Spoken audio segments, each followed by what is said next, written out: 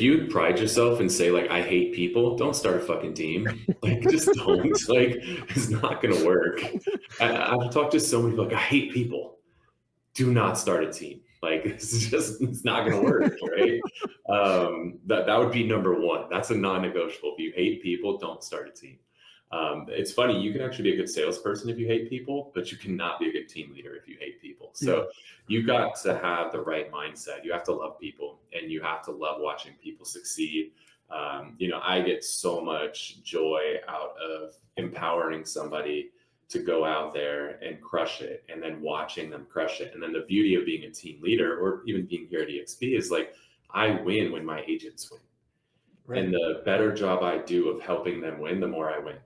And it's so much more fun to win with people than to win by yourself. And so I truly love that. It fuels me. It makes me so happy to see people, crushing it and accomplishing all of their goals. And so if you don't have that kind of a mindset where you like people, you like to watch people win, you like to help people, you like to see people grow, you like to see people accomplish their goals. If you don't think that way, like, I don't know if running a team is right for you. And also, if you're not willing to take a step back, if you play it right, 10 steps forward, that's also really important. A lot of people think that they can keep going at the same speed they've been going as a solo agent and start a team and not slow down. And it doesn't work that way, right? You got other people you have to think about. You can't just keep running. Yeah. You've got to take a step back, slow down, get them up to speed, and then you can all run together and everything can be great. But if you're not willing to take a step back, then it's going to be really hard for you to build a team the right way.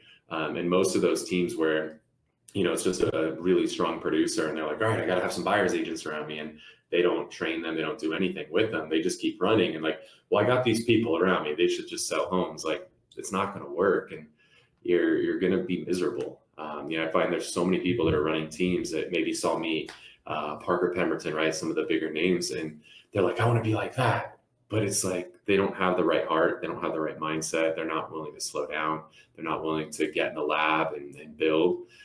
They just want to keep running, and it just doesn't work that way. You got to slow down to speed up, take a step back, take a step, 2 steps forward. Like, you can do something really special. But if you don't have the right mindset and you don't really love people and love seeing people succeed, it's going to be really hard for you. I don't think you can fake that either, right? That has to be just authentically but you. It shows its true colors pretty quickly. Yeah. And I love that you say that, and you're so spot on, right? And I think a lot of people start adding the people out of desperation, right? They're just, just things, they're running, they're redlining for so long that they're just exhausted, but they just don't know how to slow down, or they're not willing to like you said, slow down for a second. Yeah. And if your first hire is another agent, you're already fucked up. You're already in trouble. Like, your first hire when you're building a team is not another agent. Like, you're automatically screwing it up right out of the gate. Like, you got to have a really badass rock star admin before you worry about hiring an agent. People always like, I need buyer's agents. But you're just freestyling everything. Like, you have zero systems, zero processes. You have nothing in place. You're the one and only person that understands what the hell you're doing. And all of a sudden you're going to just like bring on an agent and think that they're going to succeed. Like, it's not going to happen. And I know that because I tried that a long time ago. I was just like, I had initially, like back in the day, I had all these leads coming in because we did a lot of short sales and REOs. And so I had the listings and I had all these buyer leads coming in, and I couldn't handle all these leads. I was like, I don't know what to do with these. So first call was, I called a buddy of mine who had a brokerage, and I was like, hey dude, I get all these leads. I'm going to just send them to you once a week. And then like, you just let all your agents follow up. And if you guys close something, send me a referral fee. Like, bro, I exported weekly. Like, it's crazy to think about that. Just a weekly export of leads. Now we're like worrying about seconds to, from lead to initial contact. And back then it was like a weekly export. So needless to say, that never worked. And then I tried to just have a couple buddies be buyer's agents. Again, I had, I did exactly what I'm telling you. Buddies, hire people that are like you. Yep. And I just had 2 buddies. They're like, dude, I'll take your buyer leads. They never closed anything either.